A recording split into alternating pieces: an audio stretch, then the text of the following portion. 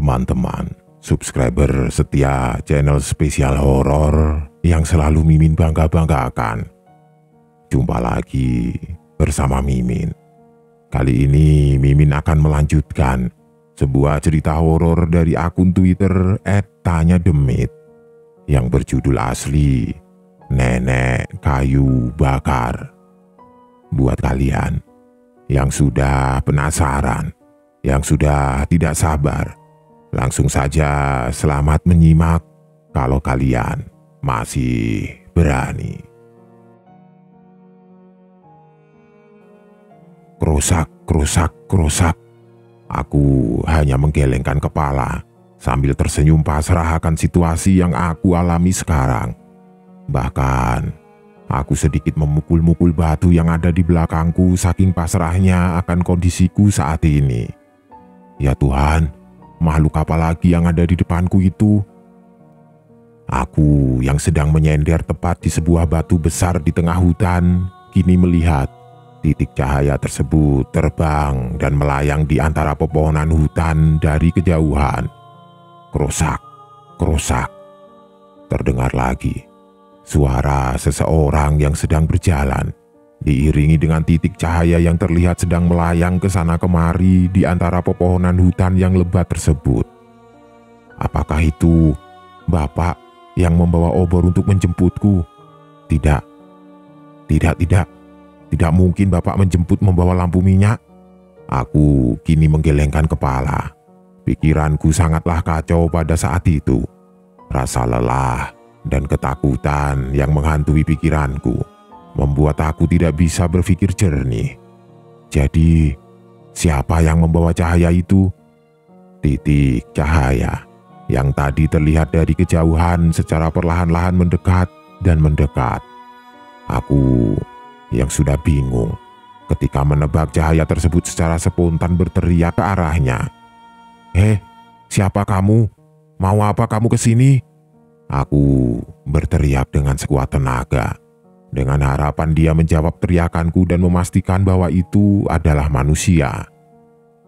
Namun, tidak ada jawaban yang membalas teriakanku, sehingga tiba-tiba aku berpikir bahwa cahaya itu bukanlah cahaya dan sebuah langkah kaki dari manusia. Jujur, aku takut akan hal itu. Dengan nafas yang masih terengah-engah dan tenaga yang hampir habis, aku kini berusaha menjauhi cahaya tersebut. Namun, kaki dan tubuhku tampaknya sudah mencapai batasnya. Aku sudah sangat capek dan sudah tidak mampu lagi untuk berlari. Untung saja, di belakang batu tersebut ada sebuah celah kecil yang seukuranku. Aku dengan susah payah mencoba untuk masuk ke dalam celah kecil itu meskipun harus merangkak mundur agar masuk ke dalamnya. Di tengah-tengah kepanikan, aku kini melepas bajuku. Meskipun hawa dingin semakin terasa menusuk kulit ketika aku melepas baju, namun aku sengaja melepasnya untuk menutupi celah kecil itu dengan bajuku agar aku tidak ditemukan sesuatu yang mendekatiku pada malam itu. Dengan tubuh yang menggigil akibat hawa hutan yang dingin ketika malam tiba, aku menunggu dan menunggu di dalam celah kecil hingga aku merasa bahwa aku sudah aman. Mungkin sekitar 20 menit aku menunggu di dalam sana hingga akhirnya aku kembali keluar secara perlahan. Baju yang aku pakai untuk menutup di celah kecil itu aku pakai kembali ke tubuhku yang kini menggigil kedinginan. Dan secara perlahan mengeluarkan kepalaku sambil melihat ke sekeliling di belakang batu tersebut. Sepertinya sudah aman, pikirku. Secara perlahan aku akhirnya merangkak dan keluar dari celah kecil itu. Namun aku masih tetap waspada, karena mungkin saja dia kembali muncul di suatu tempat di hutan ini. Dan benar saja, lagi apa cu? Sebuah tangan tiba-tiba menepuk pundakku dari belakang ketika aku sedang berdiri di belakang dan menghadap ke arah batu besar tersebut. Aku yang tiba-tiba kaget, langsung membalikkan badan dan melihat salah satu sosok yang membuatku sedikit berteriak. "Jangan takut, cu. Ini nenek. Tadi nenek lihat cucu sedang berlari di hutan ini ketika nenek sedang mencari kayu bakar untuk masak. Jangan lari, soalnya nenek itu bukan makhluk yang nakut-nakutin cucu."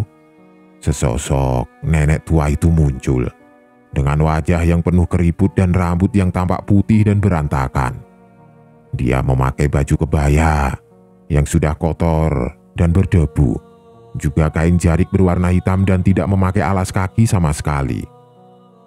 Rupanya, sebuah titik cahaya yang aku lihat sedang mendekatiku secara perlahan adalah obor yang dibawa oleh nenek tersebut. Dengan sedikit bungkuk, nenek itu terus-menerus berkata bahwa aku tidak boleh takut dengan dia karena dia bukanlah makhluk menyeramkan yang aku temui tadi. Wajahnya penuh senyum. Tidak ada wajah menyeramkan seperti makhluk yang berwujud wanita yang aku temui beberapa waktu yang lalu. Apakah ini nenek yang muncul di depan Suro dan Nardi, sehingga ada rumor bahwa nenek inilah yang membuat Mang Ujang dan Iki menghilang? Rasanya tidak mungkin, karena aku bisa melihat bahwa dia adalah manusia. Aku langsung berpikir tentang rumor yang menyebar ketika Iki dan Mang Ujang menghilang. Namun, aku tidak bisa mengiyakan tentang rumor itu ketika aku bertemu dengannya di tengah hutan seperti ini. "Kenapa, cu?" Lamunanku tiba-tiba buyar ketika nenek itu bertanya kembali. Dia tersenyum seperti layaknya seorang nenek kepada cucunya pada saat itu.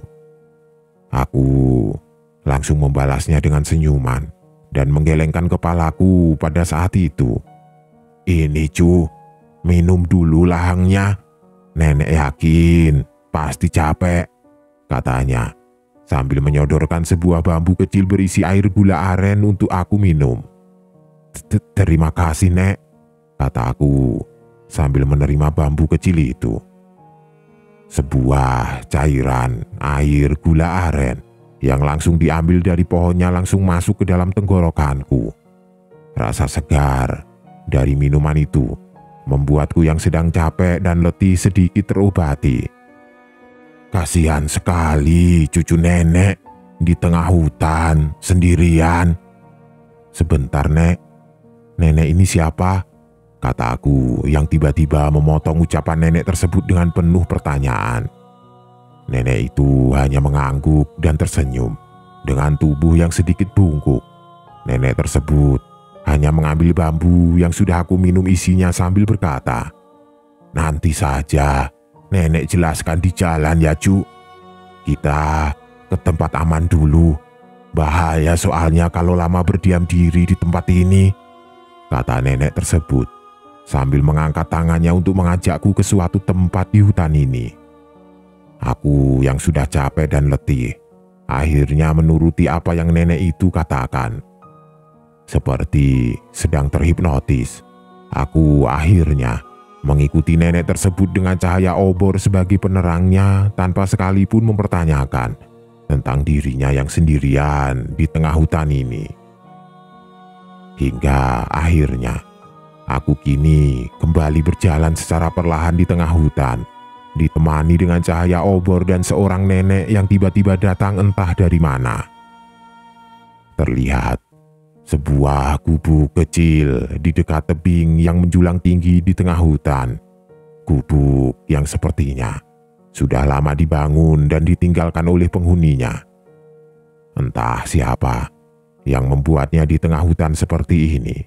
Namun yang pasti gubuk itu kini dipakai oleh nenek yang ada di depanku untuk dijadikan tempat tinggal. Aku yang berhenti sejenak di depan gubuk karena aku merasa seperti ada banyak sekali yang mengawasiku di tengah hutan. Membuat nenek itu tiba-tiba berbicara dan membuatku tersadar kembali. "Ayo, masuk, cu." Oh iya, Nek," kataku sambil kembali berjalan mendekati gubuk tua tempat nenek tinggal. Nenek tersebut kembali tersenyum. Tidak ada aura yang mencoba menekanku dan membuatku ketakutan seperti para makhluk yang menampakkan dirinya kepadaku beberapa saat yang lalu. "Maaf ya, Cu. Seadanya saja ini tempatnya. Bagaimana? Nenek, tidak ada yang bisa dimintain tolong di sini," kata nenek tersebut sambil membuka tirai itu. "Iya, tidak apa-apa, Nek. Malah aku ngerepotin nenek kalau aku ikut menginap hingga pagi tiba," kataku sambil ikut masuk ke dalam gubuk kecil itu.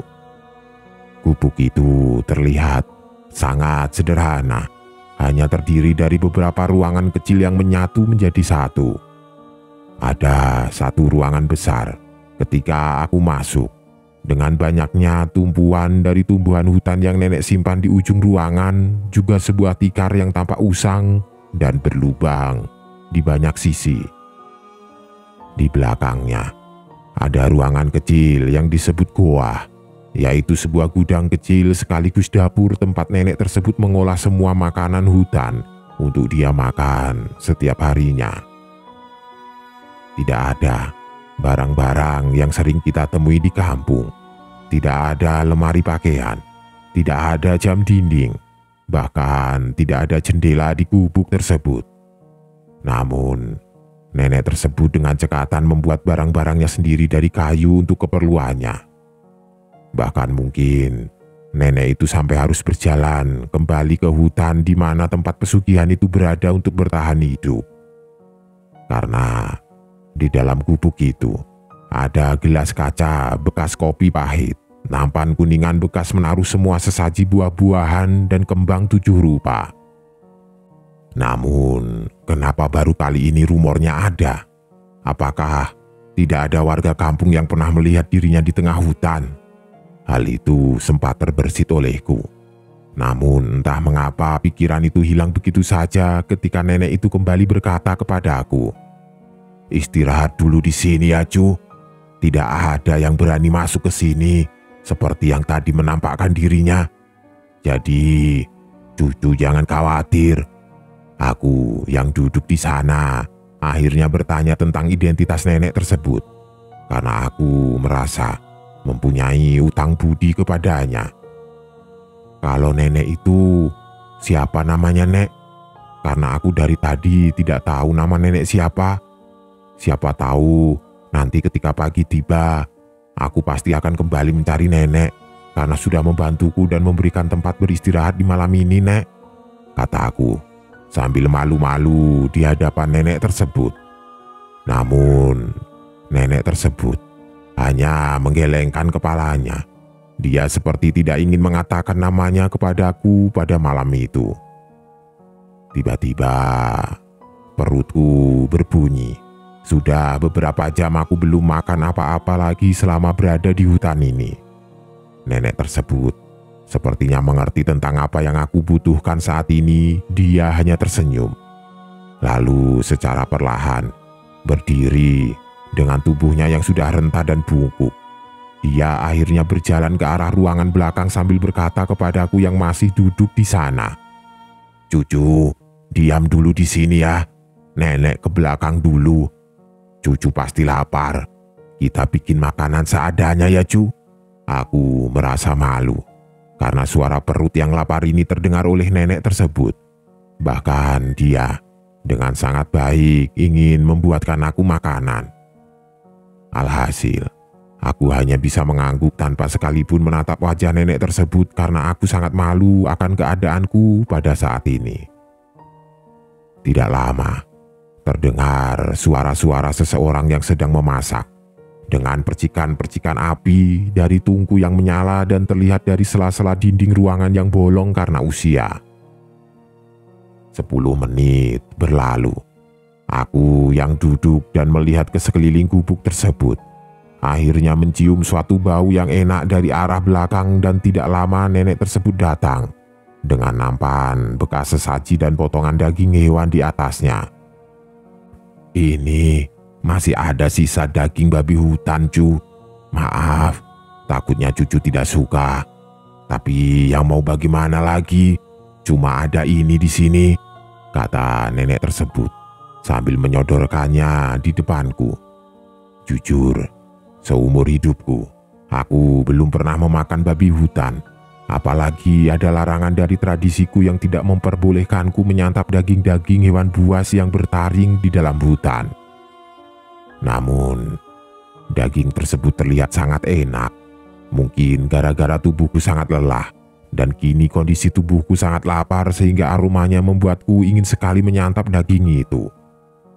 "Kenapa bengong? Ayo dimakan cu, biar ada tenaga," kata nenek tersebut sambil mengangkat tangannya. Akhirnya, daging tersebut aku makan dengan lahapnya. Rasa daging yang terasa sangat enak kini seperti menari-nari di dalam mulutku. Padahal aku lihat daging tersebut hanya dibakar seadanya tanpa bumbu dan disajikan begitu saja. Aku makan dengan lahap hingga tidak terasa aku tersedak. Pelan-pelan cu makannya. Aduh, lupa minumnya belum ya? "Cu, mau buah-buahan juga?" kata nenek tersebut dari ruangan belakang yang sedang membuat minuman buatku. Aku yang masih melahap makanan di depanku langsung menolak dengan halus. Dia sangat baik hingga mengeluarkan semua yang disimpan di ruangan belakang dan membiarkanku memakan semua makanan tersebut. "Tidak apa-apa nek, tidak usah repot-repot, ini saja sudah cukup," kataku dengan sedikit malu-malu menjawab perkataan nenek tersebut. "Ah, tidak apa-apa. Kapan lagi nenek ada teman di sini? Tidak apa-apa, ini buah sekalian saja buat cucu. Nanti nenek tinggal metik lagi di hutan," nenek tersebut berbicara sambil berjalan secara perlahan ke arahku. Tubuhnya yang bungkuk dan renta membuatnya kesusahan untuk berjalan. Dengan sebuah gelas kecil berisi air dan sebuah mangkuk kecil berisi buah-buahan yang dia bawa dan disajikan kepadaku pada malam tersebut. "Makan yang banyak cu, supaya nanti pulas tidurnya," kata nenek tersebut sambil menyodorkan satu gelas air yang berwarna agak bening dengan buah-buahan yang tersimpan di atas mangkuk kecil bergambar ayam jago. Buah-buahan seperti pisang, apel, bahkan buah pira ada di sana. Aku pun bingung dengan buah-buahan yang mahal ini, karena sepertinya tidak mungkin ada pohon apel warna merah yang tumbuh di hutan ini. Nenek yang duduk tidak jauh dariku terlihat mengamati gerak-gerikku ketika aku heran dengan buah-buahan yang dia bawakan kepadaku pada saat itu. "Kenapa, cu?" katanya bertanya kepadaku. Anu nek, sepertinya buah apel dan pir ini tidak tumbuh di hutan ini," kataku sambil sedikit bertanya. Aku bukannya tidak menghargai nenek tersebut, namun semuanya terasa janggal. Tidak mungkin ada buah-buahan yang mahal yang hanya dijual di kota muncul di hutan ini. Nenek tersebut tiba-tiba kembali terkekeh kecil. Jujur, aku sedikit merasa ketakutan ketika nenek tersebut terkekeh-kekeh. Wajahnya yang keriput, dengan rambut putih dan cahaya lampu minyak yang menyinarinya, membuatku bergidik dan merinding ketika mendengar tawanya. "Buah-buahan nenek baru bawa kemarin dari manusia yang datang ke hutan terus melakukan ritual," sambil menunjuk ke tempat pesugihan yang diceritakan oleh bapak. "Jadi dimakan ya? Nenek mau keluar dulu ya cu. Nenek mau ambil kayu bakar yang ketinggalan. Lupa belum dibawa oleh nenek. Cucu mah di sini saja ya. Aman kok. Tidak ada makhluk yang akan masuk ke tempat ini cu." Nenek tersebut kemudian kembali berdiri, keluar dari gubuk itu dan meninggalkanku sendirian di sana. Lebih baik aku habiskan saja makanan yang disajikan padaku untuk menghormatinya. Karena kalau tidak aku habiskan, aku takut nenek tersebut akan sedih dan aku dianggap tidak menghargai apa yang dia berikan. Begitu pikirku. Aku pun akhirnya mengambil sebuah apel merah. Apel yang hanya bisa didapat di kota besar dengan harga yang mahal. Satu apel merah ini bisa sama harganya dengan 1 kilo apel hijau yang dijual di kampung sebelah. Dan untuk pertama kalinya, aku akan memakan apel merah tersebut. Aku membuka mulutku dan memakan apel merah tersebut. Beberapa kali aku mengunyah apel tersebut. Meskipun rasanya agak hambar, namun aku ingat bahwa ini adalah apel bekas sesaji. Jadi, ya wajar saja kalau sari-sarinya sebagian sudah dihisap oleh para makhluk yang tinggal di sini. Tapi, rasanya ada yang aneh. Aku seperti merasakan ada sesuatu yang menggeliat-geliat di dalam mulutku.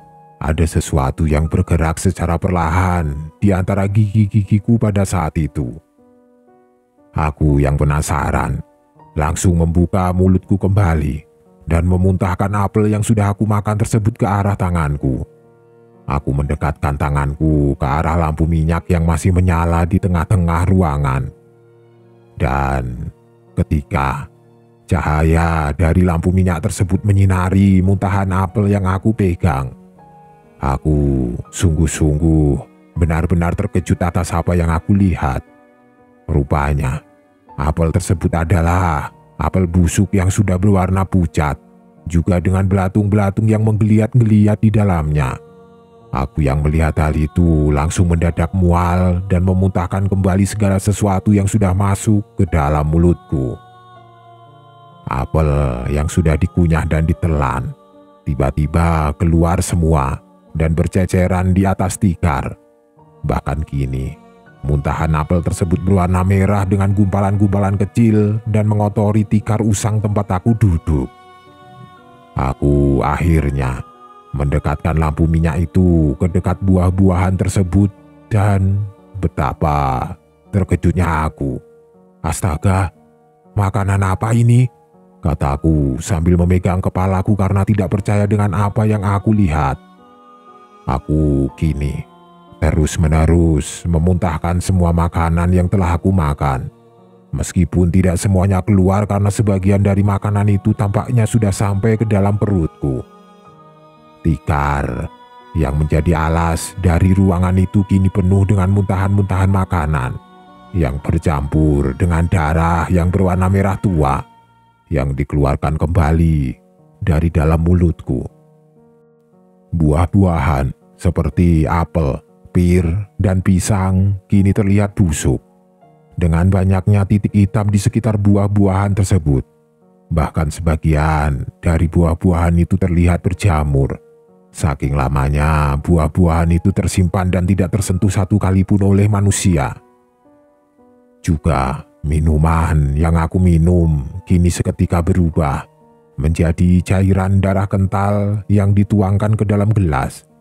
Dan aku sudah meminum setengahnya dari gelas tersebut.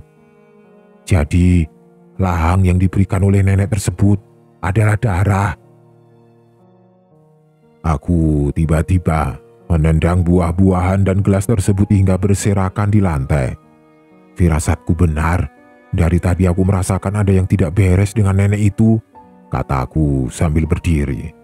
Aku memukul-mukul kepalaku sendiri. Karena ketika pertama kali bertemu dengan nenek tersebut, aku seperti terhipnotis dan percaya atas kebaikan yang dia berikan kepada aku. Aku langsung berdiri dan melangkahkan kaki ke ruangan belakang dengan lampu minyak yang kini aku bawa sebagai penerangnya. Buah-buahan busuk yang aku makan kini berserakan di ruangan tempat aku duduk dan aku injak ketika aku melewatinya. Ruangan belakang yang hanya tertutup oleh sepotong kain panjang sebagai pintu pun aku buka secara perlahan. Sebuah kain putih yang tampak sangat kotor dan berdebu dengan banyaknya bekas gigitan rayap ke segala sisinya membuat kain putih tersebut tidak lagi utuh. Dengan perlahan, tanganku akhirnya membuka kain putih itu dan aku pun berjalan ke dalam ruangan kecil yang menjadi tempat nenek tersebut memasak makanan yang tadi disajikan kepada aku. Dan ketika Aku membuka ruangan tersebut. Aku semakin jijik dan menutup hidungku atas pemandangan yang aku lihat di ruangan belakang itu. Seekor bangkai babi hutan yang sudah membusuk kini terlihat di atas meja di ruangan tersebut. Babi hutan yang sudah terpotong di beberapa bagian membuatku ingin muntah kembali. Bau busuknya sangat-sangat menyengat, sehingga ketika aku semakin mendekat, aku mengangkat kerah bajuku yang kini tampak kusam dan mendekatkannya ke arah hidung agar aku tidak bisa mencium bau busuk yang menusuk itu. Banyak sekali bahan makanan yang sudah busuk di dalam sana. Sayuran kering yang menggantung di atas tungku, buah busuk yang tersusun rapi di salah satu sudut ruangan. Juga banyaknya potongan daging hewan yang membusuk secara bersamaan seperti bangkai babi yang aku lihat tadi. Aku panik.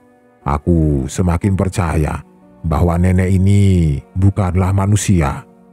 Mungkin saja nenek ini juga membuat Mang Ujang dan Iki menghilang.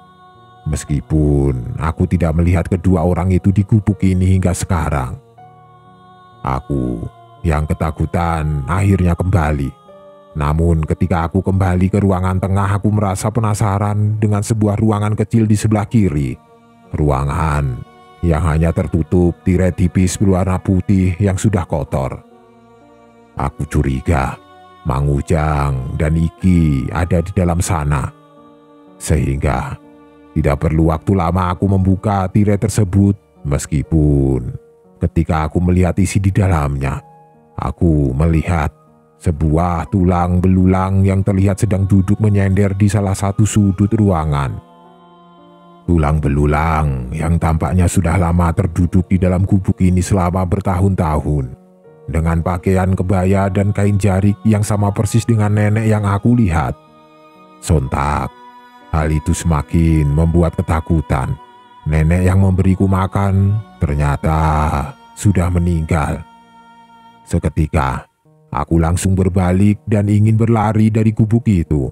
Namun, tepat ketika aku ingin melangkahkan kaki, tiba-tiba nenek tersebut terlihat berdiri di depan gubuk dan tersenyum kepadaku. Seperti sudah mengetahui atas apa yang aku lihat, nenek tersebut tiba-tiba terkekeh-kekeh sambil tersenyum kepadaku dengan cahaya dari lampu obor yang dia bawa di luar gubuk. "Mau kemana, Cuk? Kan sudah nenek kasih tahu. Sudah, istirahat saja di dalam." Tubuhku mendadak kaku dan berhenti. Tepat ketika aku membuka kain penutup yang menjadi pintu belakang dari gubuk tersebut. Jangan seperti dua manusia yang sudah bertemu dengan nenek, yang kabur ketika melihat mayat nenek di dalam kamar. Namun, ketika aku melihat nenek tersebut sekali lagi dengan seksama, aku seperti melihat salah satu tangannya terlihat busuk. Bahkan cahaya dari obor nenek tersebut bisa membantuku melihat ada makhluk kecil yang menggeliat seperti belatung di dalam tangan yang busuk itu. Nenek tersebut kembali terkekeh-kekeh di depanku. Aku yang sudah mengetahui bahwa sosok di depanku ini bukanlah manusia, melainkan wujud dari salah satu makhluk yang menyerupai nenek yang sudah meninggal di dalam gubuk. Aku hanya berdiri dan terdiam, karena nenek itu menghalangi jalanku dengan tangan yang kini sedang memegang obor dan ranting-ranting pohon yang dia bawa di tangan kanannya. Dia hanya terus-menerus tertawa dan menyuruhku untuk berdiam diri di dalam gubuk. "Jangan keluar, bahaya. Mendingan di sini saja nemenin nenek," katanya sambil berjalan perlahan mendekatiku. "Tidak, ini tidak benar. Aku harus mencari jalan lain agar bisa keluar dan menjauh dari gubuk ini." Begitu pikirku. Nenek tersebut kini semakin mendekatiku. Langkah kakinya berjalan sangat pelan karena mungkin ranting-ranting pohon yang dia bawa untuk dijadikan kayu bakar terasa berat untuk dia bawa sendirian. Tidak butuh waktu lama untukku berpikir pada saat-saat seperti ini. Aku langsung berbalik dan berlari kembali ke dalam. Mencoba berlari ke arah ruangan belakang dan keluar dari sana. Aku berlari dengan sekuat tenaga ke ruangan belakang. Rasa takut, rasa khawatir, dan rasa gelisah yang tadi hilang kini muncul kembali ketika aku sudah mengetahui isi dari gubuk ini. Semuanya hanya ilusi yang sengaja makhluk itu perlihatkan agar aku terjebak di dalamnya. Tiba-tiba, sebuah panci aluminium yang berisi darah hewan tiba-tiba jatuh ke tanah karena tersenggol olehku ketika sedang berlari dari depan gubuk, sehingga membuat darah yang kental itu berceceran di mana-mana. Aku yang masih berlari sudah tidak peduli lagi dengan jatuhnya benda-benda tersebut, karena pikiranku pada saat ini adalah bagaimana caranya aku bisa keluar dari gubuk ini dan menyelamatkan diri. Namun, mau kemana, Cuk? Kan sudah nenek kasih tahu. Sudah, istirahat saja di dalam. Tubuhku tiba-tiba mendadak kaku dan berhenti, tepat ketika aku membuka kain penutup yang menjadi pintu belakang dari gubuk tersebut. Karena tepat di depanku, kini terlihat nenek itu lagi, dengan wajah yang kini lebih menyeramkan karena obor yang dia pegang sengaja dia dekatkan ke wajahnya. Aku yang sudah bingung karena terus dihalangi oleh nenek tersebut, akhirnya menjawab atas apa yang dia katakan kepadaku. Aku sepertinya harus cepat-cepat pulang, Nek," kataku dengan penuh rasa takut. Karena ya pokoknya aku harus pulang, Nek. Meskipun aku harus berlari di tengah hutan malam-malam," kataku yang bingung harus menjawab apa di depannya. Nenek tersebut tiba-tiba terdiam ketika aku menjawab hal tersebut. Wajahnya yang awalnya terlihat jelas karena cahaya dari obor yang dia bawa menyinarinya dari dekat, kini menunduk di depanku. Namun, ketika wajahnya menunduk, dia kembali tertawa dan terdengar olehku dengan suara tertawanya yang sedikit berbeda dibandingkan suara tertawa yang terkekeh-kekeh yang tadi aku dengar ketika aku masih belum mengetahui apa yang terjadi di dalam gubuk itu. Ranting pohon yang dia bawa untuk dijadikan kayu bakar tiba-tiba dijatuhkan ke tanah bersamaan dengan suara tertawanya yang berbeda dari sebelumnya.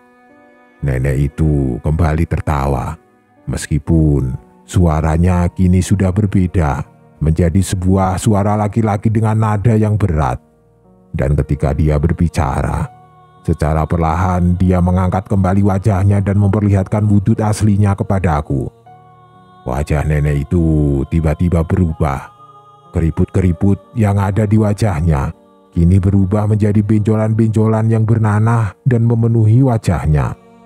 Bahkan beberapa benjolan tersebut sudah busuk dan mengeluarkan bau yang tidak sedap. Wajahnya menjadi sangat hancur, seperti sudah sangat busuk. Apalagi ada beberapa dari benjolan tersebut yang sudah pecah, dengan banyaknya belatung yang menggerogoti dan berdiam diri di bekas-bekas benjolan yang memenuhi wajahnya itu. Astaga, pikirku yang kaget melihat sosok nenek yang berubah jadi mengerikan. Aku yang sudah tidak sanggup lagi untuk berteriak, hanya bisa terdiam dan terbujur kaku di depan makhluk tersebut. Dan makhluk tersebut hanya tertawa dengan keras di depanku ketika memperlihatkan wujud aslinya. "Temani nenek ya, Cuk." Wujud tersebut masih mengaku bahwa dia adalah nenek yang sudah menjadi tulang belulang di dalam gubuk. Namun, kini dia berbicara dengan suara laki-laki, dengan tertawa yang berbeda dengan sebelumnya. Aku harus lari, aku harus lari, aku harus lari, pikirku. Aku kembali masuk ke dalam dan berharap bahwa makhluk itu tidak lagi muncul di pintu depan. Bahkan aku berencana melemparkan lampu minyak yang dari tadi aku bawa ke arah makhluk tersebut apabila dia kembali muncul di depan sana. Namun, setelah aku membuka kain yang menjadi penutup pintu depan di gubuk tersebut, Aku hanya melihat banyaknya pepohonan hutan yang sangat gelap dan sunyi. Juga tidak terlihat banyaknya mata merah yang ada di sela-sela pepohonan hutan. Entah sudah berapa jam aku berdiam diri di gubuk ini. Yang pasti aku harus segera keluar dan berlari menjauh dari gubuk tersebut. Akhirnya aku berlari keluar dari gubuk tersebut setelah aku meyakinkan diriku bahwa nenek tersebut tidak muncul di depan gubuk. Aku berlari dengan sekencang-kencangnya. Namun ketika aku berlari, aku sempat berhenti sebentar ketika ada sebuah suara yang terdengar olehku dari arah gubuk. Rupanya makhluk tersebut kembali muncul di depan gubuk dengan wajah yang sepenuhnya berubah. Dia kini berdiri tegak, tidak bungkuk seperti ketika dia mewujudkan dirinya menjadi sesosok nenek yang aku temui tadi. Sambil tertawa kecil, makhluk itu berkata kepadaku ketika aku berlari menjauhi gubuk tersebut. "Nenek tidak akan mengejar Cu. Silakan saja berlari dari gubuk ini." Aku berlari meninggalkan gubuk itu hingga ke tengah hutan. Aku takut, tubuhku bergetar hebat. Bahkan kepalaku benar-benar pusing sehingga aku sempoyongan ketika berlari. Entah mengapa, semakin lama berlari, kedua kakiku tidak bisa menahan tubuhku sendiri. Rasa capek yang begitu kuat, serta rasa kantuk yang terasa berat, membuat tubuhku oleng dan ambruk begitu saja di sana. Entah apa yang terjadi selanjutnya. Namun, beberapa waktu berlalu, aku dikejutkan oleh suara gonggongan anjing yang ada di dekatku. Kesadaranku perlahan kembali. Aku membuka mata dan yang pertama kali aku lihat, aku secara ajaib tidak berada di dalam hutan, melainkan ada di depan pintu masuk hutan dengan sinar matahari yang sangat terik. Nampak banyak sekali orang yang berlari menghampiriku.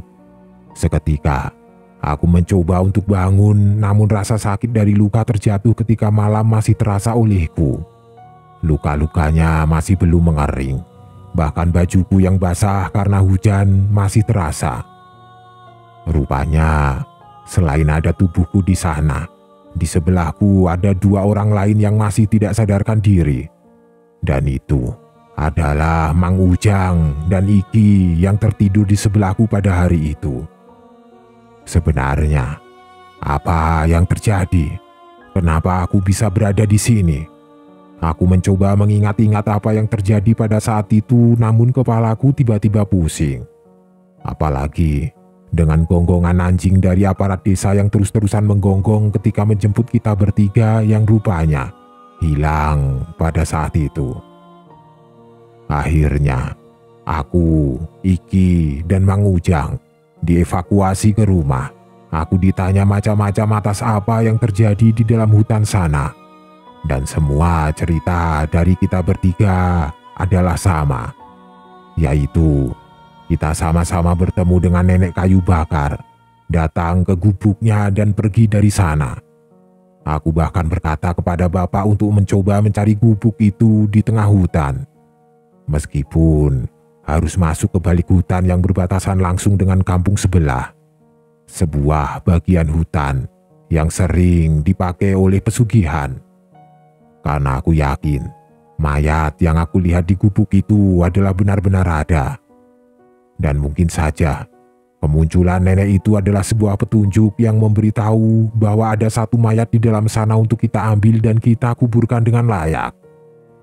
Antara percaya dan tidak, Bapak akhirnya berdiskusi dengan aparat desa dan Pak RW serta warga. Banyak yang tidak percaya atas apa yang aku bicarakan. Namun mengingat Mang Ujang dan Iki mendapatkan pengalaman yang sama, maka mereka akhirnya sepakat untuk mencari mayat itu. Dan benar saja, ketika mereka mencari di hari berikutnya, gubuk itu memang ditemukan dan ada sebuah mayat yang tergeletak begitu saja di dalamnya. mayat nenek yang pernah aku temui dan membuat aku terjebak di tengah hutan seperti ini. Alasan kenapa nenek tersebut ada di hutan hingga hari ini masih belum pernah diketahui alasannya. Namun, ada beberapa rumor yang berkata bahwa sebenarnya nenek itu adalah tumbal bagi orang yang ingin pesugihan di sana. Namun, entah mengapa, nenek itu bertahan di dalam hutan hingga akhir hayatnya. Karena apa yang aku temui di dalam gubuk itu adalah apa yang dia lakukan semasa hidup di dalam hutan. Mencari makan, dari mengambil sesajen dan kayu bakar untuk bertahan hidup di sana hingga akhir hayatnya. Akhirnya, aku dan para warga menguburkan nenek itu di pemakaman desa. Semua warga kampung berdoa bersama-sama untuk nenek tersebut dan dimakamkan tanpa ada penanda nama. Karena kita sendiri tidak tahu siapa dia. Hingga aku menikah kepada kakak pemilik akun ini, aku masih mengingat-ingat kejadian itu. Mungkin hanya generasiku yang tahu dan generasi anak-anakku secara perlahan melupakan kejadian tersebut. Aku hanya ingat, satu malam setelah mayatnya dikuburkan, tepatnya ketika aku berdiam diri di depan rumah untuk menunggu mobil sayur pulang, aku kembali bertemu dengan nenek itu tepat di seberang jalan. Dia muncul begitu saja di kegelapan malam, tersenyum kepadaku dan berterima kasih atas apa yang warga lakukan terhadap mayatnya. Setelah itu, dia menghilang dan tidak pernah menampakkan diri lagi kepadaku hingga hari ini.